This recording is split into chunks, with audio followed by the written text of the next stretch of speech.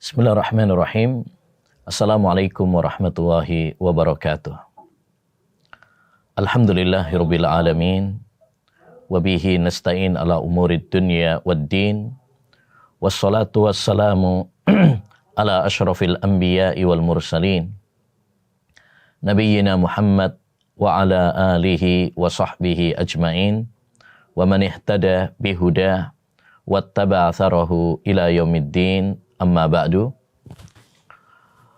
Saudara-saudari sekalian, kaum muslimin wal muslimat dimanapun berada, teman-teman Garuda yang semoga dirahmati dan diberkahi oleh Allah Subhanahu wa taala. Alhamdulillah, kita bersyukur kepada Allah Subhanahu wa taala yang telah begitu sayang kepada kita, begitu banyak memberikan anugerah dan kenikmatan kepada kita semuanya. Nikmat-nikmat yang tak terhingga jumlahnya. Wa in ta'uddu nikmatallahi la tuhsuha.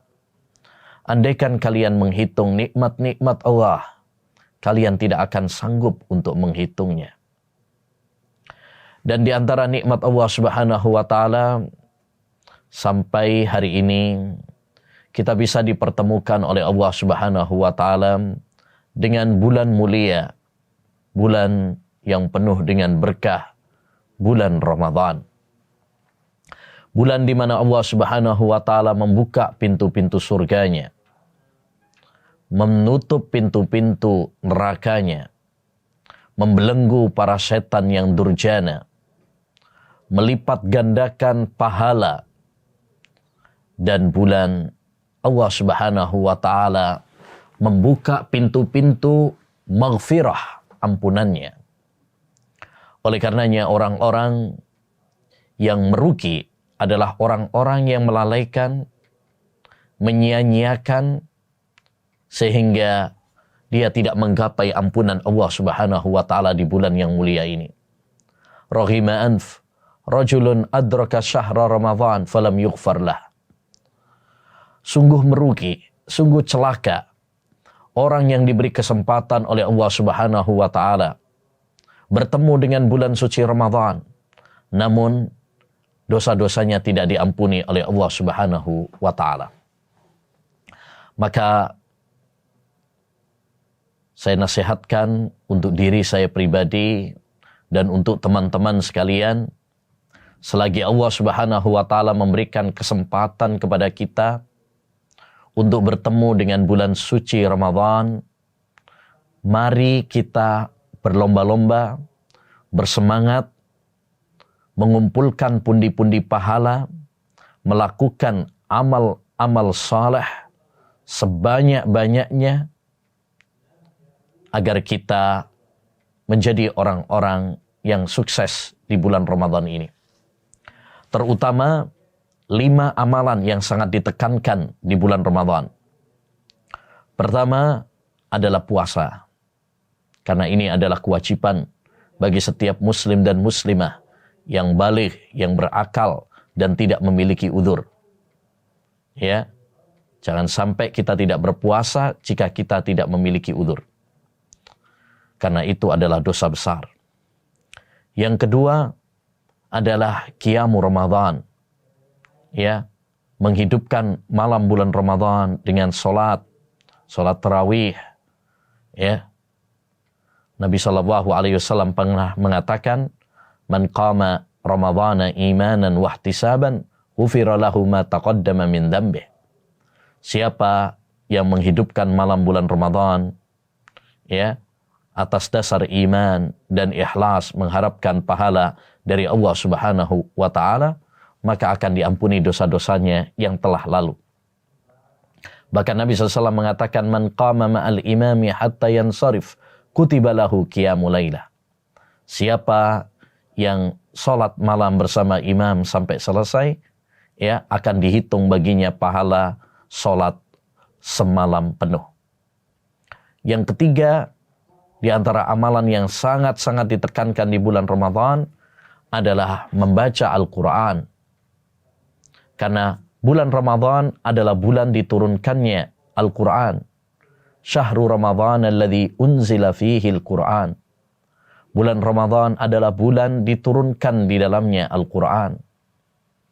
Maka hendaknya bagi kita untuk mengisi hari-hari kita, ya, waktu kita dengan membaca Al-Quran untuk melembutkan hati kita, menenangkan jiwa kita, dan meraih pahala. Karena setiap satu huruf yang kita baca akan dilipat gandakan oleh Allah Subhanahu wa Ta'ala 10 kali lipat.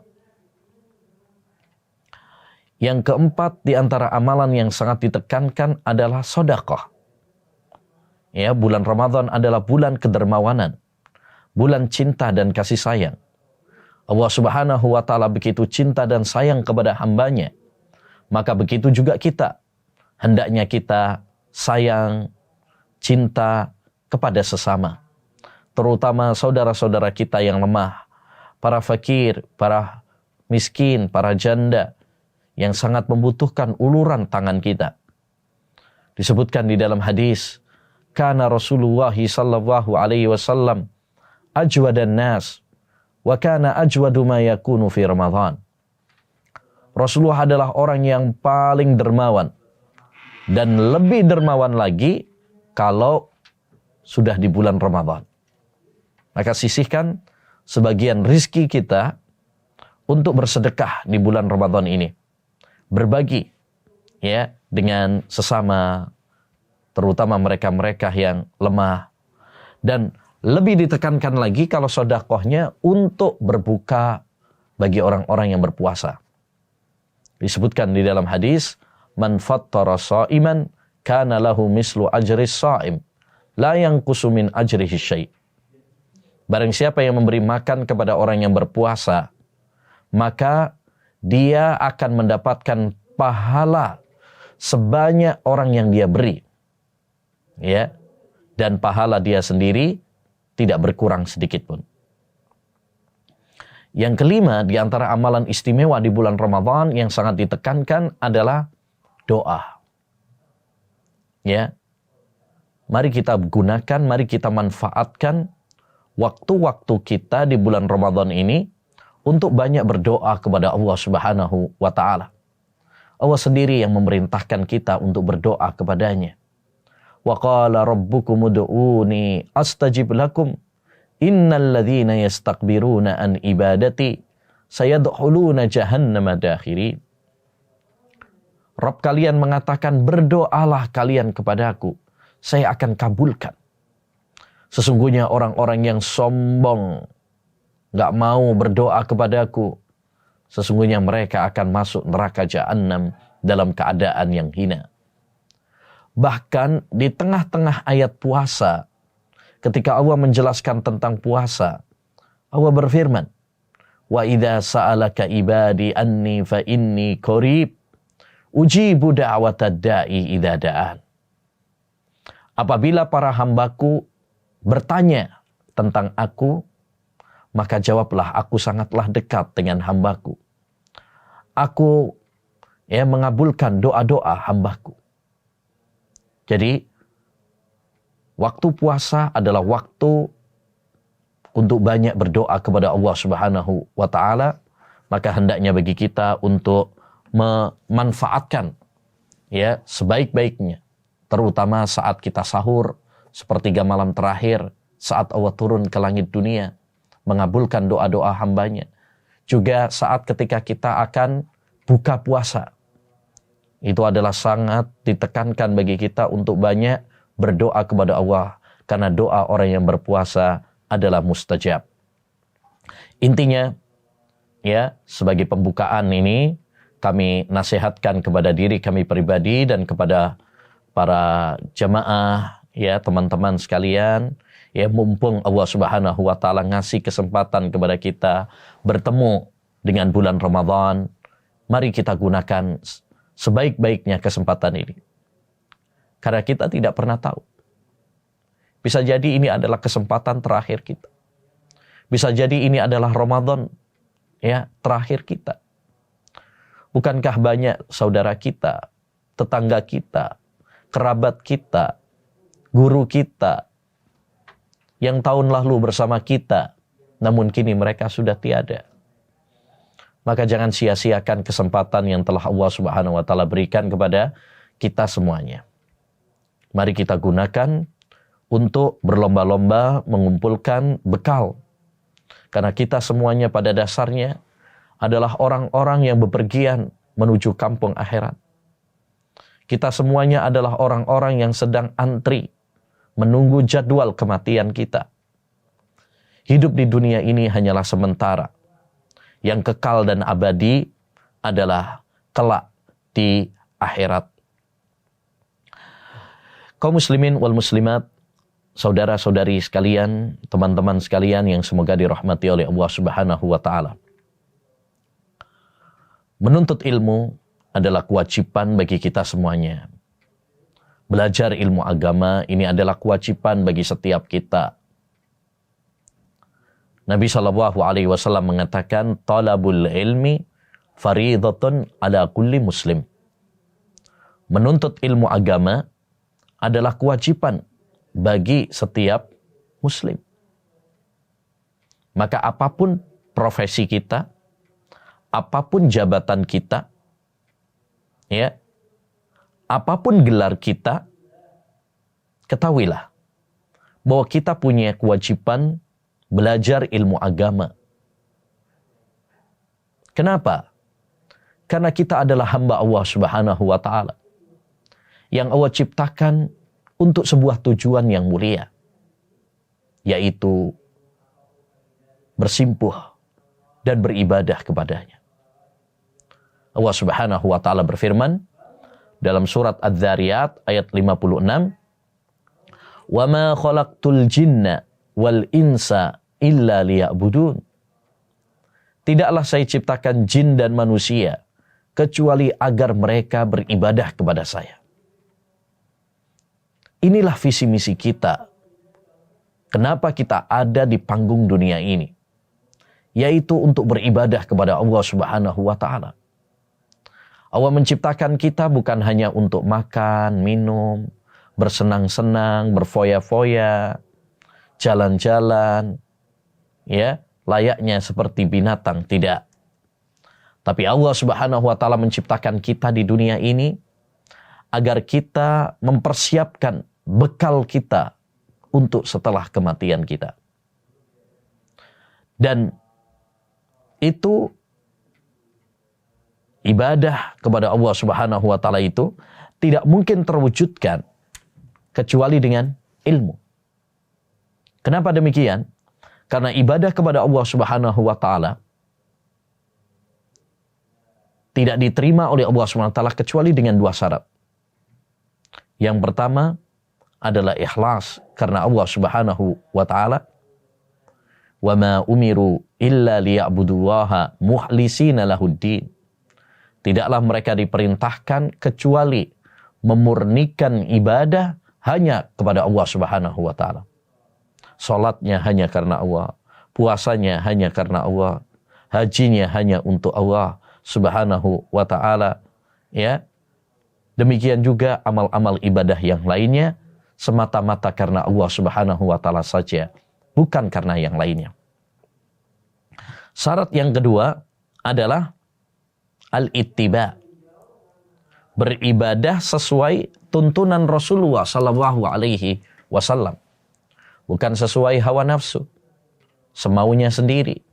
Tidak, tetapi harus sesuai panduan yang dicontohkan oleh Nabi Muhammad sallallahu alaihi wasallam.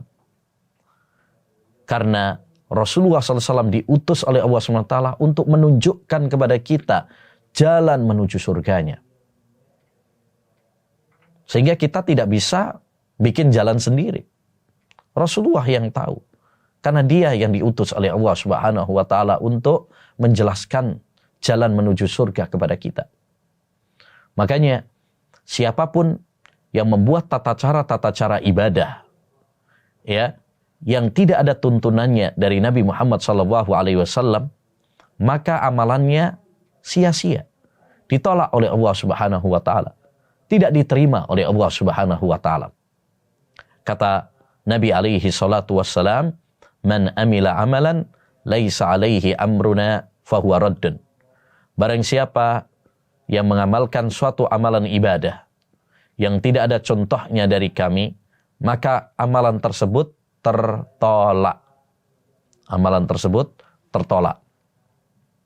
Jadi ma'asyiral muslimin wal muslimat, saudara-saudari sekalian, kita semuanya diciptakan oleh Allah untuk ibadah. Tapi tidak mungkin kita beribadah kecuali dengan ilmu. Karena syarat ibadah itu harus sesuai dengan tuntunan Rasulullah. Gak mungkin kita sholat sesuai tuntunan Rasulullah. Gak mungkin kita puasa sesuai tuntunan Rasulullah kalau kita gak belajar ilmu agama.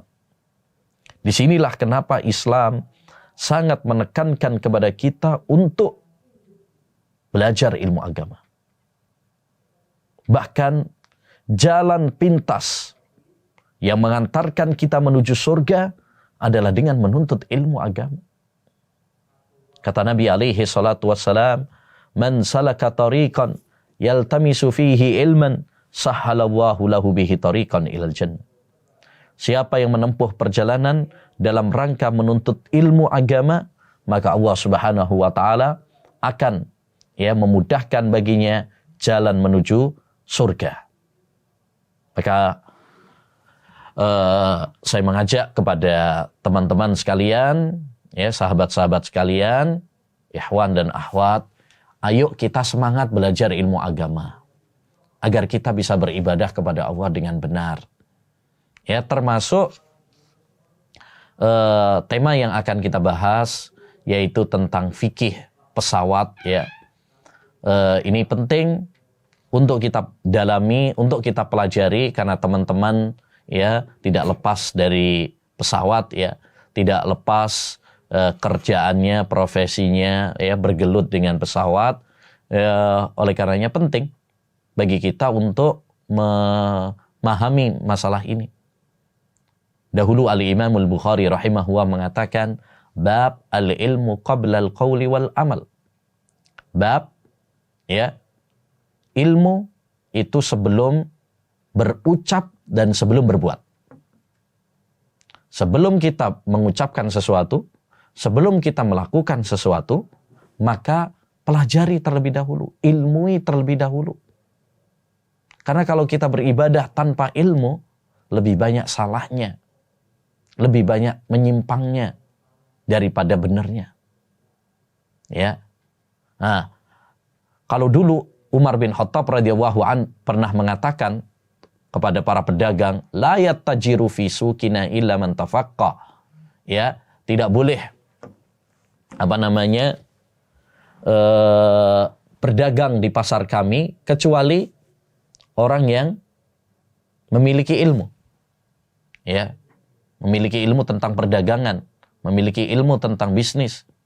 Begitu juga kita, jangan sampai kita yang berprofesi, yang sering bergelut dengan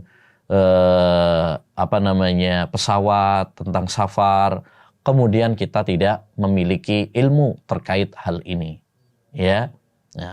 Maka penting sekali bagi kita untuk menuntut ilmu, terutama hal-hal yang berkaitan dengan pekerjaan kita, hal-hal yang berkaitan dengan keseharian kita, sehingga kita punya arah, punya panduan yang jelas dalam masalah ini.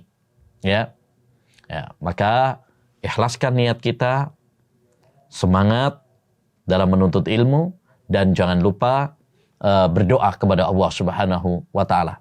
Inilah kunci sukses dalam segala sesuatu. Semangat, minta pertolongan kepada Allah Subhanahu wa taala, dan pantang menyerah. Nabi SAW bersabda, ihris ala ma yanfa'uka wasta'in billah wala ta'jaz. Bersemangatlah kamu melakukan hal-hal yang bermanfaat dan mintalah pertolongan kepada Allah Subhanahu wa taala. Wala ta'jaz, dan jangan kamu lemah. Jangan menyerah. Harus sabar, harus kuat, harus istiqamah. Saudara-saudari sekalian, sahabat-sahabat yang semoga dirahmati oleh Allah Subhanahu wa taala. Berbicara tentang fikih pesawat, Ya. Perlu diketahui bahwasanya pesawat ini salah satu nikmat di antara nikmat Allah Subhanahu wa taala yang Allah berikan kepada hamba-hambanya pada zaman sekarang. Karena zaman Nabi belum ada pesawat gitu. Zaman para sahabat dulu belum ada pesawat. Ya, sekarang kita diberi anugerah oleh Allah Subhanahu wa taala dengan adanya pesawat ini. Ya, salah satu alat transportasi modern yang belum ada sebelumnya. Ya. Nah, ini salah satu nikmat. Dan ini menarik nih. Adanya pesawat, demikian juga alat-alat transportasi modern lainnya seperti kereta dan sebagainya, ini sudah diisyaratkan dalam Al-Quran. Sudah diisyaratkan di dalam Al-Quran. Dalam surat apa? Surat An-Nahl ayat 8. Surat An-Nahl ayat 8. Ya. Di mana Allah Subhanahu wa taala mengatakan wal khayla wal bighala wal hamira litarkabuha wa zinah wa yahluku ma la ta'lamun. Kata Allah Subhanahu wa taala, dan dialah Allah Subhanahu wa taala yang menciptakan untuk kalian al-khayl, kuda. Wal bighal. Bighal itu adalah hewan peranakan antara kuda dengan keledai. Wal hamir, keledai. Litarkabuha, agar kalian menungganginya. Ya, memakainya untuk kendaraan saat itu. Wazinah, dan perhiasan. Ini fungsi dari tadi ya, kuda, keledai, bighal untuk sebagai transportasi dan sebagai perhiasan, kesenangan. Kemudian kata Allah SWT, wa yahluku ma la ta'lamun. Dan Allah Subhanahu wa taala akan menciptakan apa yang kalian tidak mengetahuinya. Ya. Dalam ayat yang mulia ini Allah SWT mengabarkan nikmat. Ya, makanya surat An-Nahl itu nama lainnya disebut oleh para ulama dengan surat An-Ni'am. Nikmat-nikmat. Karena dalam surat ini Allah Subhanahu wa taala banyak menyebutkan nikmat-nikmatnya kepada para hamba. Ya, banyak menyebutkan nikmat-nikmatnya kepada para hamba, makanya disebut nama lainnya adalah surat An-Ni'am. Nah, dalam ayat yang mulia ini surat An-Nahl ayat 8, Allah Subhanahu wa taala menyebutkan tentang nikmat transportasi, nikmat kendaraan yang terbagi menjadi dua macam. Pertama, jenis kendaraan yang sudah ada pada zaman Nabi SAW. Ya. Ketika ayat ini turun, kendaraan-kendaraan tersebut, transportasi tersebut sudah ada. Yaitu apa? Kuda, keledai, bighal tadi. Yang kedua, jenis kendaraan ya yang belum ada saat itu. Tapi Allah Subhanahu wa taala mengabarkan bahwa Allah akan menciptakannya suatu saat nanti. Itu yang difirmankan oleh Allah tadi, wa yahluku ma la ta'lamun. Dan Allah akan ciptakan apa yang tidak kalian ketahui sekarang. Artinya nanti Allah akan ciptakan ya transportasi modern yang belum ada saat itu. Tapi Allah nanti akan ciptakan, dan itu terbukti pada zaman kita sekarang dengan adanya alat-alat transportasi modern yang luar biasa ya, seperti pesawat ini. Masya Allah, manfaatnya sangat besar ya. Orang dulu misalkan kalau mau ke Mekah misalkan untuk haji atau umroh itu bisa berbulan-bulan. Ya, itu paling banter naik kapal itu udah bisa berbulan-bulan. Sekarang alhamdulillah, ya kita dari Indonesia ke Mekah paling bisa cuman 10 jam sudah bisa. Ini luar biasa, ya, lebih cepat, lebih efektif, ya, dan lain sebagainya dari manfaat-manfaat adanya apa? Transportasi modern, termasuk diantaranya adalah pesawat ini.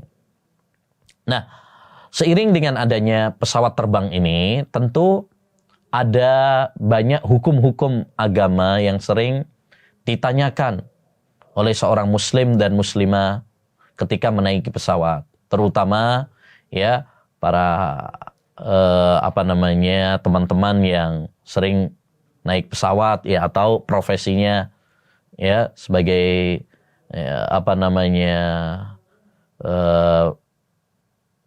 yang pramugari atau ya pramugara ya, yang kerjaannya adalah seringnya di pesawat. Nah, ini sangat penting untuk mengetahui hukum-hukum agama yang terkait tentang masalah ini. Bagaimana tentang toharohnya, ya, bersucinya, bagaimana tentang sholatnya, bagaimana tentang puasanya, bagaimana tentang hajinya, bagaimana tentang masalah muamalah, ya, jual beli yang ada di sana, dan lain sebagainya. Oleh karenanya, pada kesempatan yang berbarokah ini, insya Allah kita akan bahas beberapa permasalahan yang berkaitan dengan pesawat, ya, mudah-mudahan bisa menjadi sedikit bekal bagi kita, ya, terutama yang bekerja di pesawat. Pertama adalah masalah toharoh, ya, masalah toharoh. Toharoh itu artinya bersuci. Kita tahu bahwasanya salah satu syarat sahnya ibadah sholat itu adalah harus suci. Suci dari najis, suci dari hadas besar dan dari hadas kecil. Allah tidak menerima sholat seorang hamba kalau kita tidak dalam keadaan suci. La yaqbaluwahu sholata ahadikum idza ahdasa hatta yatawadda.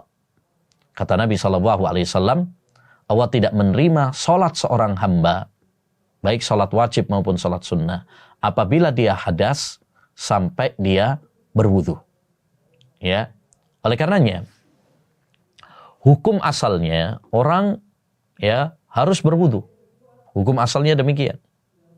Ya ayyuhalladzina amanu idza qumtum ila shalah faghsilu wujuhakum wa aydiyakum ilal marafiq.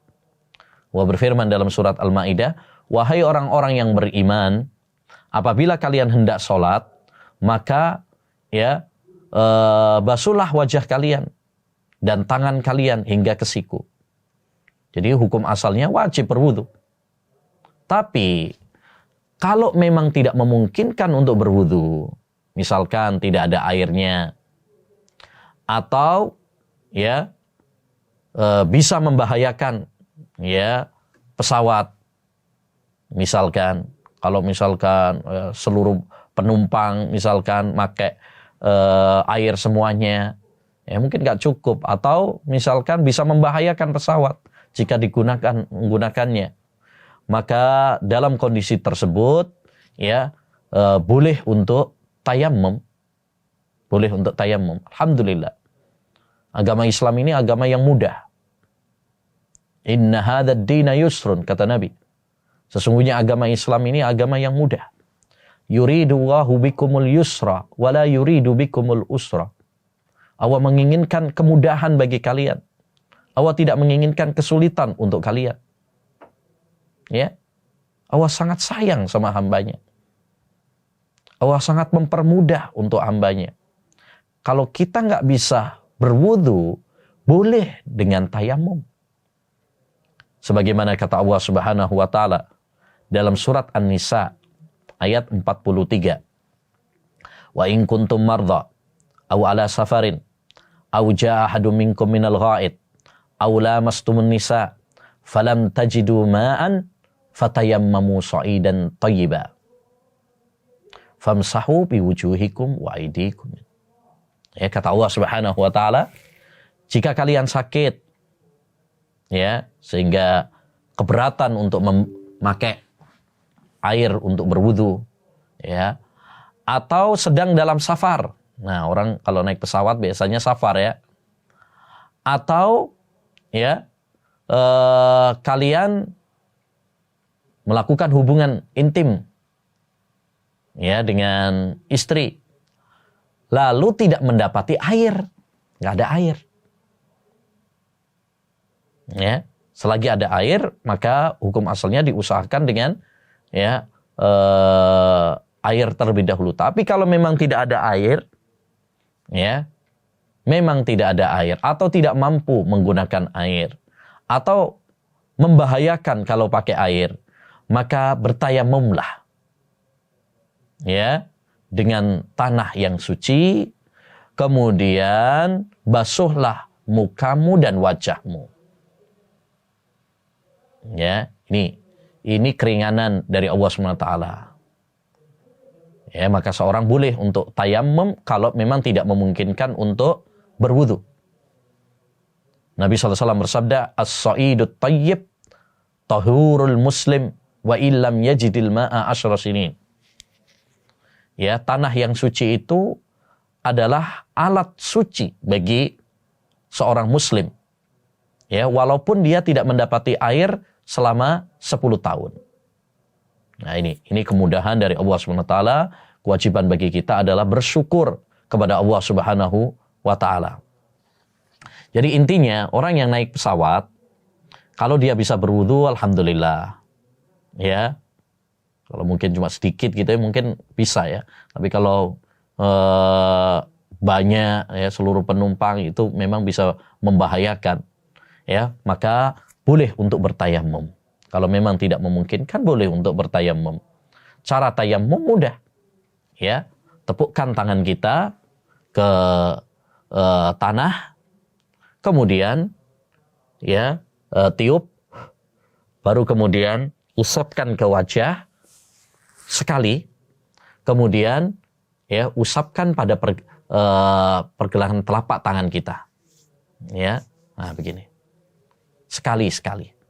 Jadi muka sekali dan telapak tangan sekali. Ini pendapat yang lebih kuat dalam masalah tayamum. Jadi bukan 3 kali, tapi cuman sekali saja tayamum itu.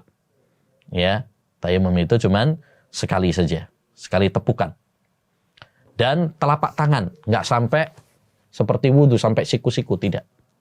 Ya, wajah sekali tepukan dan telapak tangan sekali tepukan. Taib. Ini masalah yang pertama, yaitu masalah yang berkaitan dengan toharah. Ya, masalah yang berkaitan dengan toharah. Yang kedua, yaitu masalah sholat di atas pesawat. Nah, ini juga penting ya untuk diketahui oleh teman-teman sekalian, sambil kita mengingatkan para penumpang ya, untuk ibadah kepada Allah Subhanahu wa taala. Ingat, dimanapun kita berada, kita itu diwajibkan oleh Allah Subhanahu wa taala untuk beribadah. Baik kita berada di laut, baik kita berada di udara, baik kita berada di tanah, bumi, ya. Kita diwajibkan oleh Allah Subhanahu wa taala ya untuk beribadah. Wa ja'alani mubarakan ainama kuntu. Wa usani bis shalah. Ya. Wa barram biwalidayya. Ya, kata Nabi Isa alaihi salam, Allah menjadikan aku termasuk berbarokah dimanapun aku berada. Allah mewajibkan kepadaku untuk sholat, ya, berbakti kepada orang tua, madum tuhayya, selama aku hidup. Jadi selama kita hidup, selama kita masih bernafas, kita wajib beribadah kepada Allah Subhanahu wa taala. Lebih-lebih ketika kita safar, lebih-lebih kita di atas pesawat. Kita harus selalu ingat akan akhirat. Kita harus selalu ingat kepada Allah Subhanahu wa taala. Karena kita nggak ada jaminan. Siapa yang bisa menjamin bahwa kita akan selamat di pesawat? Siapa yang menjamin ya tidak ada kecelakaan? Bukankah ya teman-teman tahu sendiri ya terkadang pesawat mengalami kecelakaan. Ya. Tidak sampai pada tujuan. Bahkan kadang-kadang nggak ditemukan penumpangnya, pilotnya, ya, pramugaranya. Maka ini harus selalu kita ingat bahwa ketika kita di pesawat, jangan lupa sama Allah Subhanahu wa taala. Jangan lupa ibadah kepada Allah Subhanahu wa taala. Dan jadikan profesi kita, pekerjaan kita, bukan hanya melulu soal cuan, soal uang, soal gaji. Tapi kita jadikan pekerjaan kita, profesi kita ini ibadah kepada Allah Subhanahu wa Ta'ala. Ya, ketika kita berada di pesawat, coba ya ingatkan para penumpang ya bahwa telah masuk waktu sholat. Mari kita sholat. Ya, karena kadang-kadang nih para penumpang nih lupa sholat. Ya, maka saya usulkan kepada, mungkin ya bisa nanti disampaikan atau bisa didiskusikan gitu ya, untuk para pesawat ya, supaya ada panduan gitu ya, ada panduan ya untuk para penumpang tentang fikih pesawat ini, bagaimana tata cara tayamum, bagaimana tata cara sholat, ya itu disampaikan. Ya, lebih bagus lagi kalau misalkan ada videonya gitu ya, ada videonya tentang doa safar, tentang bagaimana tata cara tayamum, tentang bagaimana tata cara sholat ketika di pesawat. Ya, ini penting. Supaya apa? Profesi kita, pekerjaan kita bukan hanya sekedar untuk mencari dunia. Tapi lebih daripada itu adalah ibadah kepada Allah Subhanahu wa Ta'ala. Ya. Nah, itu kalau kita misalkan kalau misalkan kita sesama penumpang mengingatkan, itu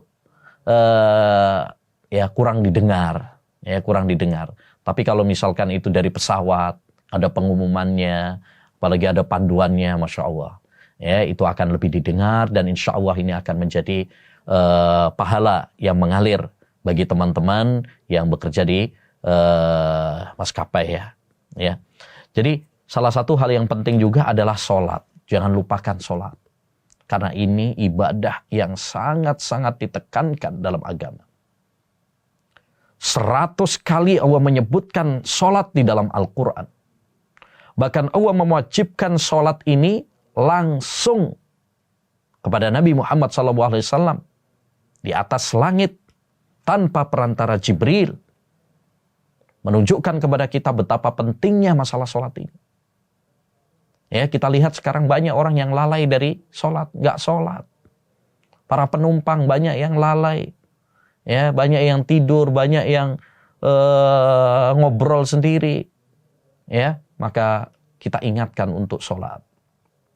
Ya, terutama kalau perjalanan-perjalanan yang panjang. Baik. Ada sebagian yang mempermasalahkan tentang sholat di atas pesawat. Ya, sebagian mengatakan, oh nggak sah karena sholat itu nggak nempel dengan bumi, ya tidak tenang, banyak gerak, ya sehingga nggak sempurna sholatnya, nggak tahu tentang arah kiblat. Ya. Tapi pendapat yang benar, ya pendapat yang benar bahwa sholat di atas pesawat itu sah. Rasulullah SAW pernah ditanya tentang sholat di atas perahu, di atas kapal. Kata Nabi alaihi salatu wassalam, "Sholli qa'iman illam takhafil gharq." Sholatlah dengan berdiri, kecuali apabila kamu takut tenggelam. Ya. Jadi para ulama sepakat sah sholat di atas perahu atau di atas kapal. Padahal kita tahu, sholat di atas perahu itu lebih banyak goyangnya, lebih banyak geraknya. Ya, nah ini disebutkan oleh para ulama, karena dulu kalau perahu, kapal sudah ada di zaman Nabi dan para sahabat sudah ada.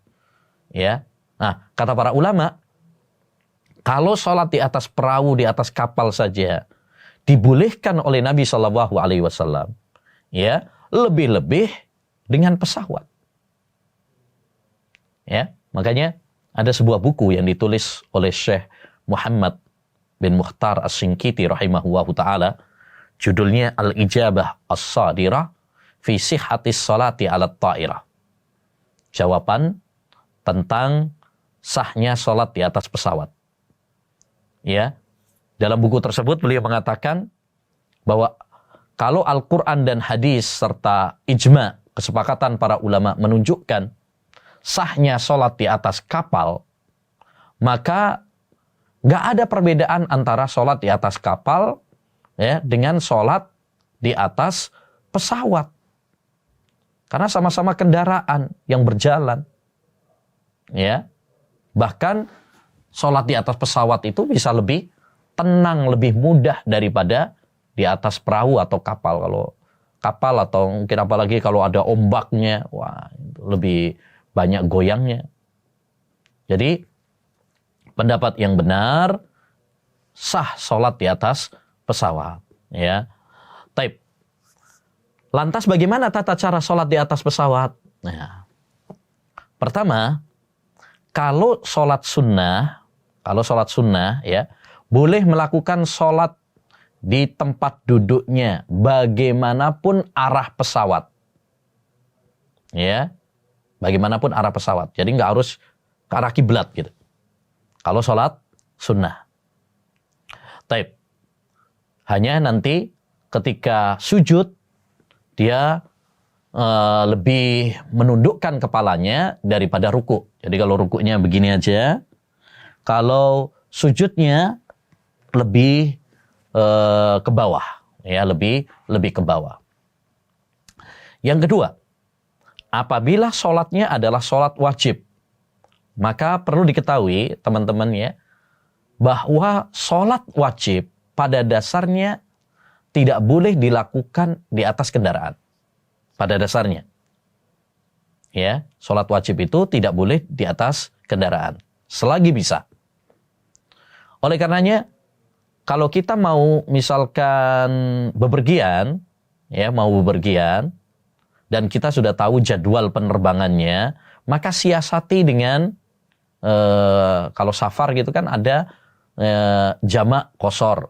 Ya, itu bisa untuk kita ambil rukhsah keringanan tersebut. Contoh misalkan, kalau seorang mau berangkat ya bepergian, ada penerbangan misalkan dari Jakarta ke Jeddah misalkan, berangkatnya jam 1 atau jam 2. Maka yang bisa kita lakukan adalah sholat ya. Kalau musafir berarti jamak dan qashar, zuhur dengan asar sekalian. Ya, zuhur dengan asar. Kalau memang misalkan ya, kita bisa sampai di tujuannya tersebut masih mendapati waktu maghrib atau isya, ya berarti udahlah nanti aja. Ketika kita nanti sudah turun. Nah, tapi kalau memang tidak memungkinkan, kita akan kehabisan waktu kita, ya, maka ya boleh orang itu sholat di atas pesawat. Contoh misalkan, yang sering terjadi itu kalau misalkan kalau kita pulang dari umroh, misalkan, lah itu biasanya perjalanan pulang itu penerbangan itu malam. Malam jam 10, jam 11. Ya, nah, otomatis subuhnya itu kita di atas pesawat. Kalau kita mau nunggu turun di Jakarta, udah habis waktunya. Kalau mau turun sebentar untuk sholat, ya nggak mungkin juga, ya.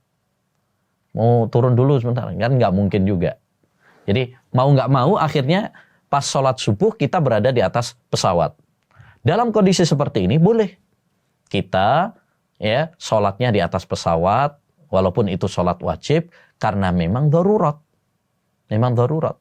Ya, jadi maksudnya kalau kita bisa sholat wajib itu tidak di atas kendaraan, maka itu lebih ya, itulah hukum asalnya seperti itu. Dan itu bisa kita lakukan dengan cara apa? Tadi ya menjamak atau qashar dan jamak kalau memang kita sudah safar. Tata cara sholat di atas pesawat ya sama seperti yang lainnya. seperti halnya kita kalau sholat biasa, hanya mungkin kalau misalkan posisinya tidak memungkinkan untuk berdiri, maka boleh dengan duduk di atas kursi masing-masing. Tata cara rukuknya, ya, rukuknya adalah kita menundukkan. Adapun sujudnya lebih turun, ya. Kalau misalkan rukuknya seperti ini, kalau sujud lebih turun lagi, ya, lebih turun lagi, ya. Adapun bacaannya sama, ya. Demikian juga tentang gerakan-gerakan yang lainnya, ya, sama seperti halnya kita sholat biasa, ya. Hendaknya kita menghadap kiblat, kemudian takbiratul ihram, membaca surat Al-Fatihah dan surat-surat yang lain, ya. Kalau nggak tahu arah kiblat, ya, maka tidak mengapa, ya, sebisanya. Kemudian ruku, i'tidal, ruku lagi, ya. Kemudian sujud dan seterusnya. Ya, tidak ada perbedaan, ya. Dan kalau kita memang safar, maka diperbolehkan untuk mengqashar. Ya, mengqashar sholat-sholat yang 4 rakaat. Contoh, misalkan sholat duhur, ya, kita bisa sholat cuman 2 rakaat saja. Sholat asar, ya, 2 rakaat. Sholat maghrib, 3 rakaat, tetap ya. Nggak ada sholat maghrib 1,5, itu nggak ada. Ya, sholat isya 2 rakaat. Ya, kemudian sholat subuh tetap 2 rakaat. Ya, jangan dikosor jadi 1 rakaat, nggak ada. Jadi para ulama sepakat sholat subuh itu tidak boleh dikosor. Demikian juga sholat ya. Yang tidak boleh dikosor juga adalah sholat maghrib. Ya, sholat maghrib tidak boleh dikosor. Demikian juga boleh untuk dijamak.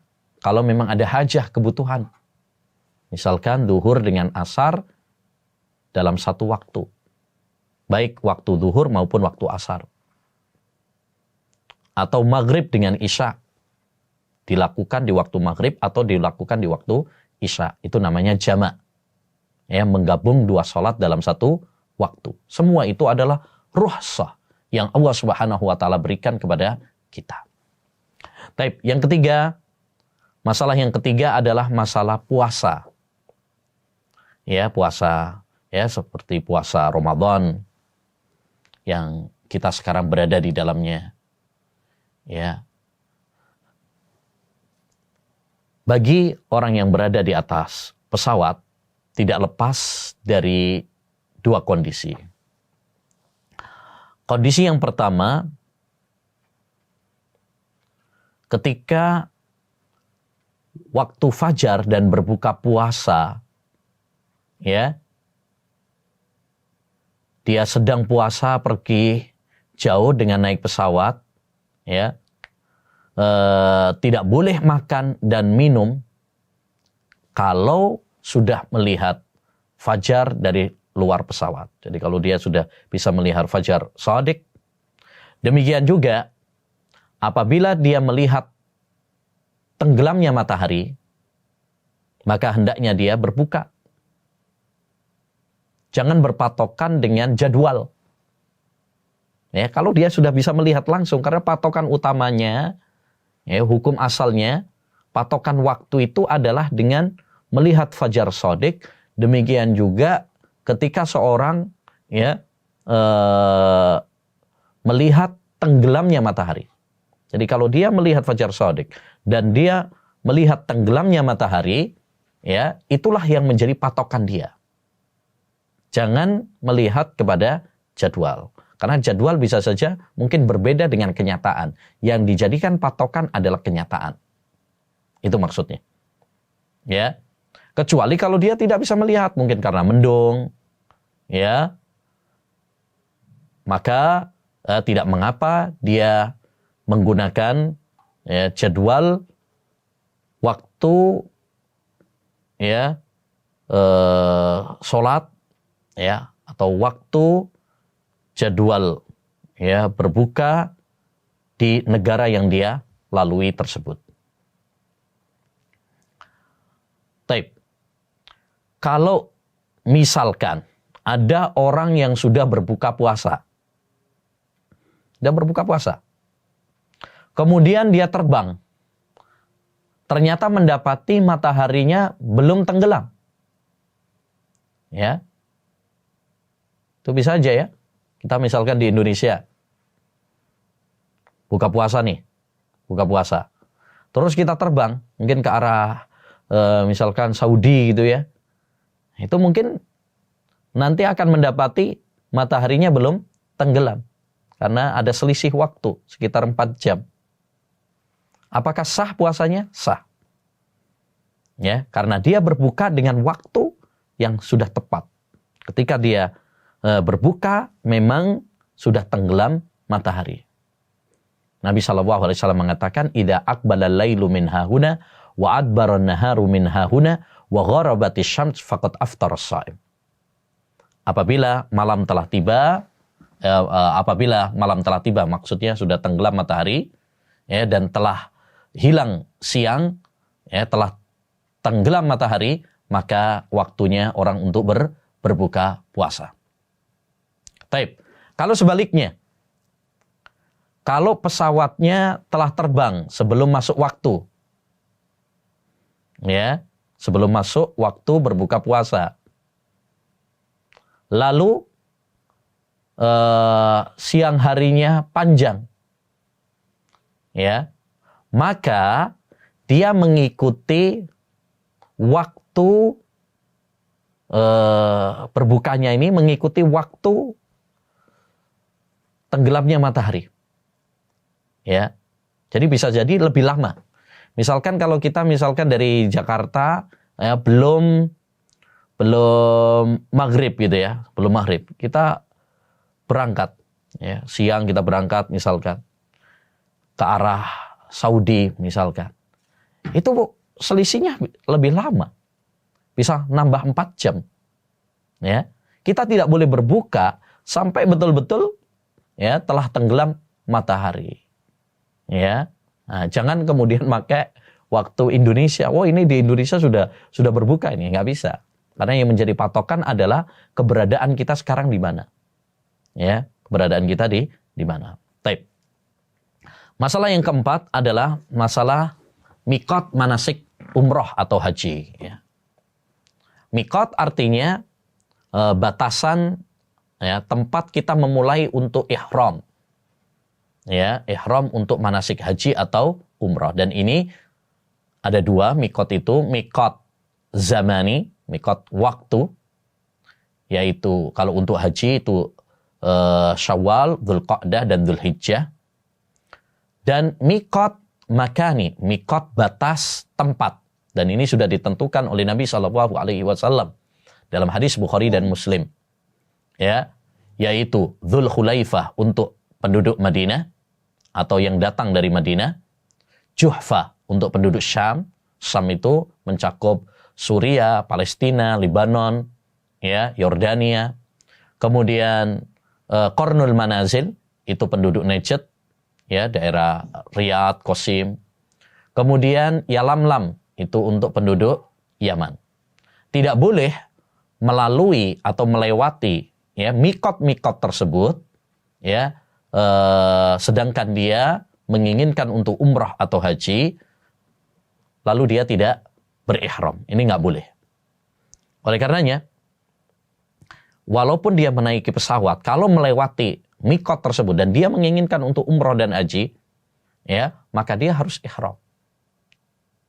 Ya, contoh misalkan, kalau ada orang dari Indonesia, ya, dia mau langsung untuk umrah atau haji, dia langsung ingin untuk ihram, ya, ketika dia melewati Yalamlam misalkan, maka dia harus berihram walaupun di atas pesawat. Jangan sampai melewati Yalamlam, oh nunggu dulu nanti kalau sudah di Bandara Jeddah misalkan, Ya, banyak para jamaah haji atau umrah menjadikan Jeddah sebagai mikot, ya, sebagai mikot. Padahal dia pengen langsung umrah. Maka ini adalah suatu kekeliruan. Karena Jeddah ya bukanlah mikot yang ditentukan oleh Nabi Shallallahu Alaihi Wasallam.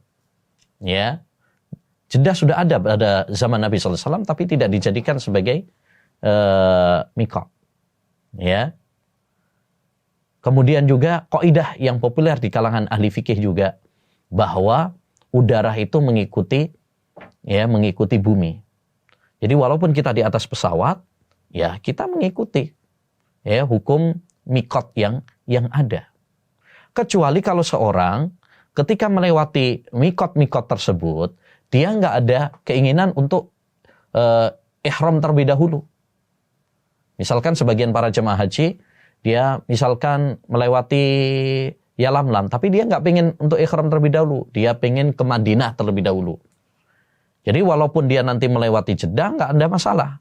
Karena ketika dia turun ke Jeddah, itu tidak ada niatan untuk ihram terlebih dahulu. Dia pengen ke Madinah. Nanti dia ya berarti ihramnya dari ya Dzulhulaifah, dari Madinah. Ya, dari Madinah. Intinya, kalau seorang ingin ihram, ya, maka mikotnya adalah yang sudah ditentukan oleh Nabi Shallallahu Alaihi Wasallam dengan keumuman dalil dan dengan kias analogi disamakan seperti masalah puasa dan masalah sholat. Ya, demikian juga disamakan seperti kapal. Dulu para ulama mengatakan kalau kapal saja melewati mikot, ya, maka itu dijadikan sebagai patokan. Begitu juga dengan pesawat, tidak ada bedanya. Ya, pendapat yang mengatakan bahwasanya orang kalau naik pesawat maka mikotnya adalah ya bandara, ya Jeddah. Ya, kalau di atas pesawat ini tidak perlu untuk ihram karena itu memberatkan. Ini adalah pendapat yang lemah. Ya, ini pendapat yang lemah. Taib. Masalah yang kelima tentang jual beli di atas pesawat. Boleh nggak jual beli di atas pesawat? Ya, perlu diketahui satu kaidah penting dalam masalah ini, masalah muamalah, bahwa hukum asalnya masalah-masalah muamalah, masalah-masalah dunia itu boleh-boleh saja, sampai ada dalil yang melarangnya. Ini kaidah penting. Hukum asal masalah dunia adalah boleh sampai ada dalil yang melarangnya. Berbeda dengan masalah ibadah. Kalau masalah ibadah, hukum asalnya haram sampai ada dalil yang mensyariatkannya. Nabi SAW bersabda, "Idza kana syai'un min amri dunyakum fasya'nukum, wa idza kana syai'un min amri dinikum fa ilayya."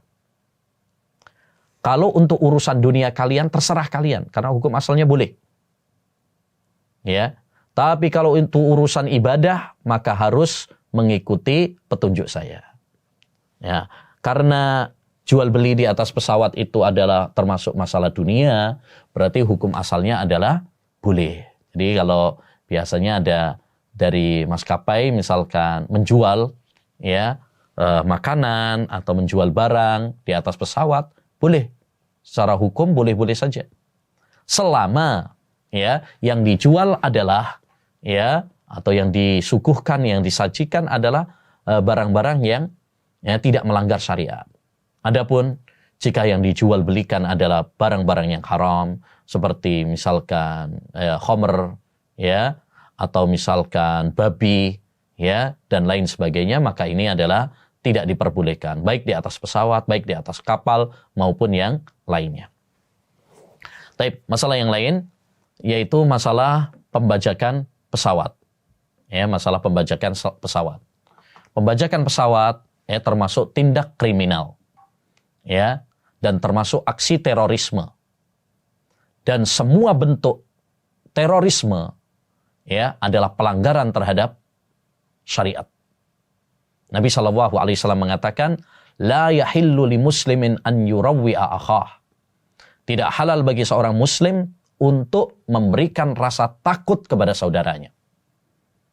Ya deh, nakut-nakuti saudara kita, bikin panik saudara kita, itu nggak boleh.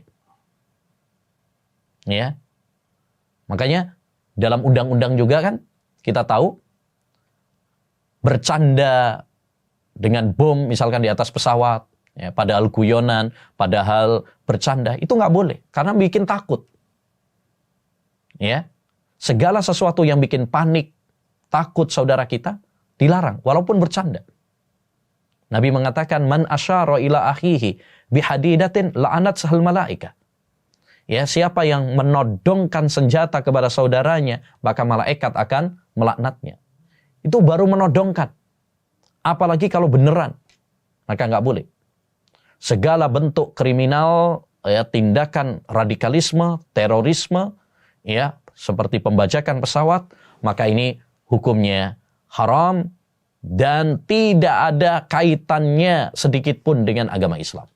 Islam berlepas diri. Karena Islam adalah agama yang damai. Islam adalah agama yang rahmatan lil alamin. Ya, agama cinta dan kasih sayang. Ya. Adapun yang menuduh bahwasanya Islam ini agama teroris dan sebagainya, ini adalah ya kejahilan dan kebohongan terhadap agama Islam yang mulia. Masalah yang terakhir yang berkaitan dengan pesawat, ya, hendaknya ketika kita berada di pesawat jangan lupa banyak berdoa kepada Allah Subhanahu wa taala. Ya, seperti tadi yang sudah saya sampaikan bahwa di pesawat ini kita nggak pernah tahu apakah kita akan selamat atau tidak. Ya, saya pribadi sering kalau di atas pesawat itu, kalau lihat ke bawah itu, ya, ngeri-ngeri sedap gitu ya. Ya Allah, ini kalau misalkan ada kecelakaan, siapa yang bisa menyelamatkan? Ya, hanya Allah Subhanahu wa taala saja. Oleh karenanya, ya teman-teman sekalian, ketika kita berada di atas pesawat, jangan lupa banyak doa. Karena hanya Allah yang melindungi kita. Hanya Allah yang bisa menyelamatkan kita. Hanya Allah yang bisa memberikan keselamatan kepada kita. Jangan lupa berzikir kepada Allah Subhanahu wa taala. Ya. Jangan lupa berdoa, jangan lupa berzikir kepada Allah Subhanahu wa taala. Banyak istighfar kepada Allah Subhanahu wa taala. Ya. Nah, jangan lupa doa-doa safar. Allahu akbar, Allahu akbar, Allahu akbar. Subhanalladzi sakhkhara lana hadza wa ma kunna lahu muqrinin wa inna ila rabbina lamunqalibun. Allahumma inna nas'aluka fi safarina hadha al-birra wat taqwa wa minal amali ma tarda. Allahumma hawwin alaina safarana hadha wa twi anna bu'dah. Allahumma antas sahibu fis safar wal khalifatu fil ahl. Allahumma inna na'udzubika min wa'sa'is safar wa ka'abatil mandar wa su'il munqalabi fil mali wal ahl. Demikian juga berbanyak doa. Subhanallah, zikir, subhanallah, alhamdulillah, la ilaha illallah, Allahu akbar. Dan ketika terjadi misalkan goncangan-goncangan atau hal-hal yang menakutkan, mengkhawatirkan, ya, jangan lupa berdoa dengan doanya Nabi Yunus alaihi salam, la ilaha illallah, subhanak, inni kuntu minadz zalimin. Ketika Nabi Yunus dulu, ya, dimakan oleh ikan yang besar di lautan, di perut ikan tersebut, beliau berdoa dengan doa ini sehingga Allah menyelamatkannya. La ilaha illallah, subhanak inni kuntu minadz zalimin. Ya. Nah, apapun kondisi yang mencekam keadaan kita, ya, maka percayalah hanya Allah yang bisa menyelamatkan kita. Jangan pernah putus asa, jangan pernah pesimis. Gantungkan diri kita kepada Allah Subhanahu wa taala. Ya. Saya kira itu teman-teman yang bisa disampaikan tentang fikih pesawat, ya. Mudah-mudahan apa yang telah kita pelajari bisa bermanfaat, menambah ilmu yang bermanfaat bagi kita semuanya.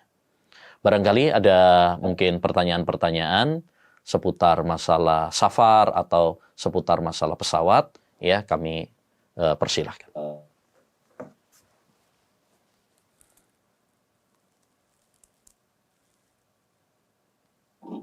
Maaf Ustaz, dari siang hari ini kita sepakati dulu dari Al-Furqan, kira-kira diberi waktu berapa menit untuk sesi pertanyaan dan berapa peserta yang boleh bertanya?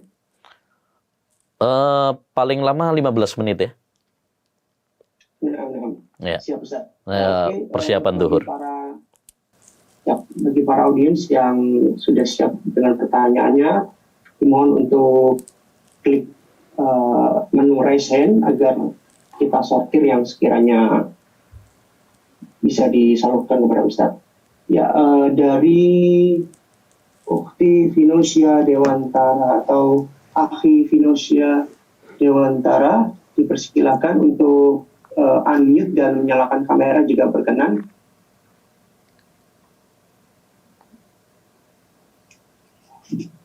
Assalamualaikum warahmatullahi wabarakatuh. Waalaikumsalam warahmatullahi wabarakatuh. Ustaz, ini tentang mau wudhu misalnya di atas selawat. Itu kalau misalnya saya akali dengan menggunakan sprayer, itu kan dia airnya kecil-kecil ya. Nah, tapi saya juga pernah dengar pendapat katanya kalau airnya kecil-kecil itu dia nggak ngalir di tangan misalnya, itu katanya nggak sah, Ustaz. Apa benar, Ustaz? Wudhunya. Ya, sudah. Udah gitu aja. Ya, barakallahu fiik ya. Semoga Allah memberkahi ya. Pertama, tadi sudah kita sampaikan memang hukum asalnya ketika kita mau sholat itu wajib untuk berwudu terlebih dahulu. Ya, ini hukum asalnya seperti itu. Ya ayyuhalladzina amanu idza qumtum ila shalah faghsilu wujuhakum wa aydiyakum ilal marafiq. Wahai orang-orang yang beriman, kalau kalian hendak sholat, maka basuhlah wajah kalian dan tangan kalian hingga ke siku. Ya. Kecuali kalau memang tidak bisa untuk berwudu, maka boleh ya untuk bertayamum. Ya, makanya tadi ini dikembalikan kepada pihak ya maskapai, pihak pesawat. Kalau memang memungkinkan pakai air, tidak mengapa, dan bahkan itu hukum asalnya seperti itu. Ya, tapi kalau memang itu dirasa membahayakan, maka boleh untuk bertayamum. Ya, makanya tadi saya sampaikan kalau mungkin cuma 1-2 mungkin nggak terlalu membahayakan ya, bisalah diakali tadi. Tapi kalau memang misalkan itu untuk semua penumpang, saya rasa itu membahayakan ya, sehingga boleh untuk bertayamum. Terkait dengan pertanyaan saudara tadi, yaitu kalau airnya itu adalah kecil siramannya, ya, maka ada yang dia pernah dengar pendapat bahwasanya itu tidak sah. Ya, ini wallahu alam, saya belum pernah dengar ada pendapat seperti itu dari para ulama. Karena yang paling penting itu adalah ya sampainya air. Sampainya air, baik dengan ukuran besar atau dengan ukuran kecil, ya, yang penting adalah sempurna, ya, sempurna. Maksudnya sempurna itu, ya, memang ada airnya, bukan hanya cuma sekedar uap, ya, tapi memang ada air, keluar air, dan memang basah, ya. Kalau itu untuk berkumur, ya, bisa untuk berkumur. Kalau untuk muka, ini memang ada basah untuk muka, demikian juga untuk tangan. Adapun ukurannya besar atau kecil, maka itu tidak menjadi masalah. Yang penting adalah keluar air, bukan angin, sekedar uap saja. Jadi kalau misalkan yang keluar adalah air, ya, baik siramannya besar atau kecil, maka tidak mengapa. Ya, tidak mengapa. Kalau ada yang berpendapat tidak boleh, maka kita minta dalil kepada dia. Ya, kita minta dalil. Agama itu berdasarkan dalil, bukan cuma perasaan, bukan cuma logika, pendapat. Oh, menurut saya ini nggak boleh. Ya, mana dalil yang melarangnya? Ya, kita tuntut. Ya, kita tuntut. Karena yang paling penting adalah Nabi SAW itu mengatakan asbihul wudhu, sempurnakanlah wudhu. Ya, nah, dan karena di dalam pesawat ini ada satu faedah penting ya untuk teman-teman, kalau memang mau berwudu, ya disiasati misalkan mau berwudu, maka supaya tidak membahayakan pesawat juga, yaitu apa? Bisa dengan cara 1 atau 2 saja. Maksudnya yang paling sempurna itu kan sebenarnya kalau kumur itu 3 kali, kalau wajah itu 3 kali, ya tangan 3 kali. Tapi di sana ada ya, dan itu diperbolehkan juga, yaitu cukup sekali, kumur sekali, ya, wajah sekali saja, tangan sekali, itu diperbolehkan. 2 kali juga boleh, 2 kali juga boleh, 3 kali itu yang paling utama memang. Ya, jadi kalau kita di atas pesawat mungkin supaya tidak banyak air, ya bisa cuma sekali saja. Ya, sekali saja. Itu diperbolehkan. Jadi, kembali kepada pertanyaan tadi, ya, besar kecil siraman air yang keluar itu tidak menjadi masalah. Yang paling penting yang keluar adalah air. Bukan cuma sekedar uap, ya. Nah, jadi tidak mengapa insyaallah taala, ya, sah sebagai wudu. Siapa yang melarangnya, maka dia yang dituntut untuk mendatangkan dalil. Wallahu a'lam. Jazakallahu khairan Ustaz. Ya, barakallahu fiik. Ya. Nah, terima kasih untuk Akhi Finasia Dewantara. Kemudian untuk pertanyaan kedua dipersilahkan Akhi Afwan Amron.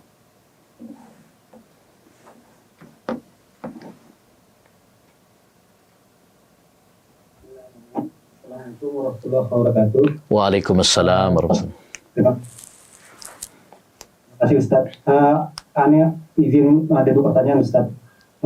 Yang pertama, saya punya pengalaman waktu di bandara, saya ikut sholat, tapi saya ikut gabung dengan jamaah.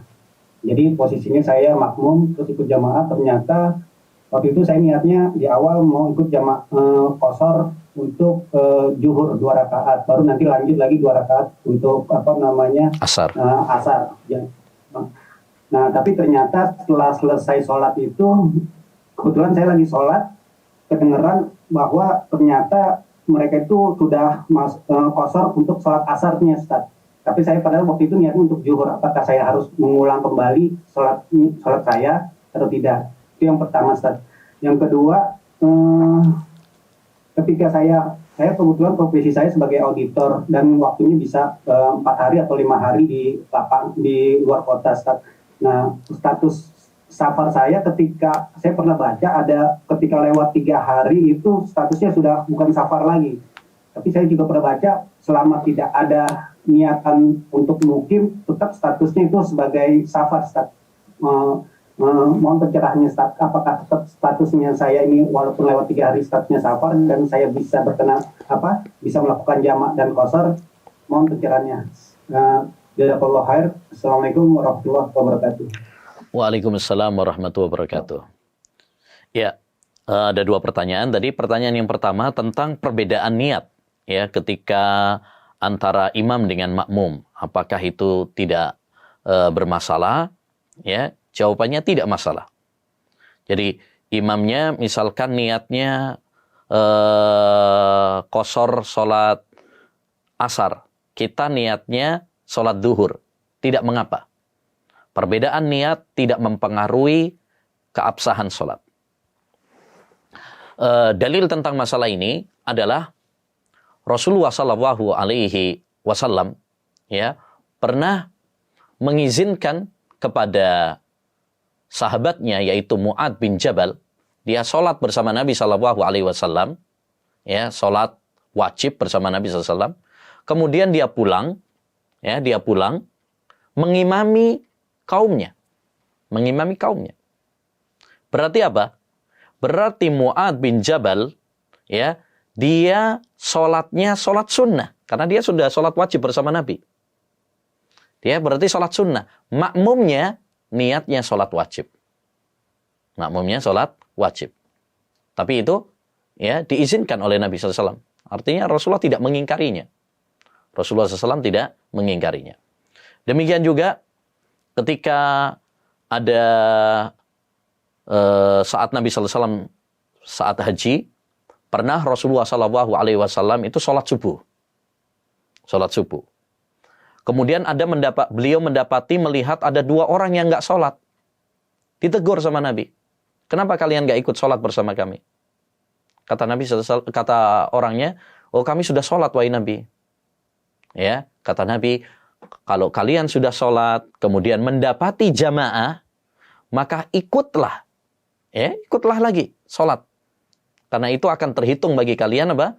Sunnah. Ya, terhitung sebagai sholat sunnah. Berarti apa? Imamnya niatnya sholat wajib, makmumnya niatnya sholat sunnah. Dan itu diizinkan oleh Nabi Shallallahu Alaihi Wasallam. Dengan demikian, maka perbedaan niat ya antara imam dengan makmum itu tidak mengapa, tidak berpengaruh. Ya, termasuk tadi misalkan imamnya niatnya sholat asar, makmumnya niatnya sholat zuhur, maka tidak mengapa. Ya, tidak berpengaruh. Wallahu a'lam. Taib. Masalah yang kedua yaitu tentang batasan safar. Ya, sebagian ulama ada yang mengatakan kalau sudah lebih dari 4 hari itu berarti sudah tidak terhitung safar. Ada yang mengatakan ya selama dia tidak ada niat untuk mukim, ya maka berarti dia safar berapapun jumlah harinya. Memang masalah jarak safar dan batas waktu safar ini masalah fikih yang diperselisihkan oleh para ulama secara panjang kali lebar. Ya, maksudnya ini masalah fikih yang luas ya, banyak perselisihan di kalangan para ulama. Ada sekitar 40 sampai 50 pendapat dalam masalah ini. Ya, jadi ini masalah yang luas. Ada sebagian yang berpendapat seperti tadi, kalau lebih dari 4 hari berarti itu sudah bukan safar lagi. Ada juga yang berpendapat 19 hari, ya. Ada yang berpendapat 3 hari. Ada yang berpendapat tadi, ya, yaitu selama dia tidak ada niatan untuk menetap, ya, maka berarti dia adalah safar. Dikembalikan kepada urf. Sama seperti masalah jarak safar. Ada yang mengatakan 80 kilo, ada yang mengatakan perjalanan 1 hari, ada yang mengatakan 40 kilo, ya, dan lain sebagainya. Ya, dan pendapat yang paling kuat wallahu alam bahwa masalah ini dikembalikan kepada urf. Urf itu artinya adat. Karena Islam tidak membatasi. Segala sesuatu yang tidak ada batasannya dalam syariat, maka dikembalikan kepada urf. Qaidah fikih mengatakan, wal urfu ma'mulun bihi idza warat hukmun minas syar'is syarifi lam yuhad. Urf itu dipakai dalam hukum-hukum yang tidak ada ketentuannya dalam syariat, tidak ada batasannya dalam syariat. Contoh, seperti kita misalkan seorang suami wajib menafkahi istri, ngasih uang belanja. Tapi kan Islam nggak membatasi, harus ngasih berapa per harinya. Maka itu dikembalikan kepada urf. Urfnya berapa biasanya? Ya, dikembalikan kepada urf kebiasaan masyarakat. Demikian juga tentang jarak safar. Ya, kapan dikatakan ini jarak sudah mencapai safar? Ya, dikembalikan kepada urf. Demikian juga batasan safar. Ya, berapa hari seorang itu dikatakan safar, dikembalikan kepada urf. Kalau urf masyarakat memandang bahwasanya itu sudah safar, ya, maka itu adalah safar. Kalau masyarakat memandang itu ya sudah tidak disebut sebagai safar, maka berarti bukan safar. Jadi patokannya adalah urf, ya, patokannya adalah urf. Ini pendapat yang lebih kuat wallahu a'lam, tapi sekali lagi ini masalah perselisihan fikih para ulama yang harus kita sikapi dengan lapang dada, tidak boleh saling menyesatkan, ya, saling bermusuhan dalam masalah-masalah fikih seperti ini, ya. Nah, makanya ini pentingnya kita belajar ilmu, semakin kita mendalami, insya Allah kita akan semakin lapang dada dan semakin dewasa. Wallahu a'lam. Ustaz. Jazakallahu khair. Nah, barakallahu fiik. Nah, Ustaz. Satu lagi atau memang sudah dicukupkan, Ustaz? Ya, satu lagi nggak apa-apa. Nah, untuk pertanyaan selanjutnya kepada Akhi Dani dipersilahkan. Assalamualaikum warahmatullahi wabarakatuh, Ustaz. Waalaikumsalam warahmatullahi wabarakatuh. Jazakallahu khair, Ustaz, atas ilmunya. Izin bertanya, Ustaz. Saat kita naik pesawat lalu masuk awan sehingga tidak kelihatan matahari, Ustaz, kita memutuskan untuk berbuka. Nah, tapi setelah pesawatnya keluar dari awan, ternyata mataharinya sudah ada lagi, masih ada ternyata, Ustaz.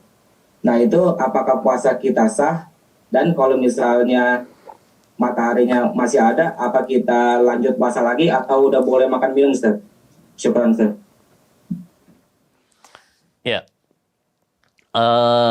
tadi sudah kita bahas ya. Kalau seorang ya dia berbukanya memang misalkan di Indonesia, dia berbukanya sudah masuk waktu, ya sudah masuk waktu maghrib, sudah tenggelam matahari. Akhirnya dia berbuka, ya. Lalu dia terbang. Ketika terbang, ternyata mungkin semakin ke barat gitu ya. Akhirnya dia mendapati bahwa matahari belum. Apakah sah puasanya? Sah. Kenapa? Ketika dia berbuka tadi, itu berbuka dengan waktu yang sah, ya, dengan waktu yang sah. Tapi kalau misalkan ya dia berangkatnya sebelum tenggelamnya matahari, ya, kemudian dia terbang. Ketika terbang, ternyata mendapati matahari belum terbenam, ya berarti nggak boleh sampai betul-betul terbenam. Jadi tergantung. Ketika dia tadi berbuka puasa, itu memang sudah masuk waktu berbuka apa belum? Kalau memang sudah masuk waktu berbuka, berarti dia sah. Tidak mengapa ketika dia setelah terbang itu mendapati matahari belum terbenam, itu tidak masalah. Ya, kenapa? Karena dia ketika berbuka, berbukanya sesuai waktu yang sah pada saat dia berbuka. Ya, pada saat dia berbuka. Jadi patokannya, ya, ingat patokannya, dia ketika berbuka itu memang sudah waktunya apa belum gitu. Kalau memang sudah waktunya, maka tidak mengapa ketika dia terbang terus ternyata mendapati matahari belum terbenam, ya tidak mengapa. Ya, nah karena mungkin kalau dia terbangnya ke arah barat, memang akan ada selisih waktu, Ya, jadi tidak mengapa, ya tidak mengapa, artinya dia sah. Tapi kalau misalkan dia terbangnya itu sebelum terbenamnya matahari, ya, sebelum terbenamnya matahari, maka tidak boleh dia berbuka sampai betul-betul melihat terbenamnya matahari. Ya, begitu. Wallahu a'lam bishawab.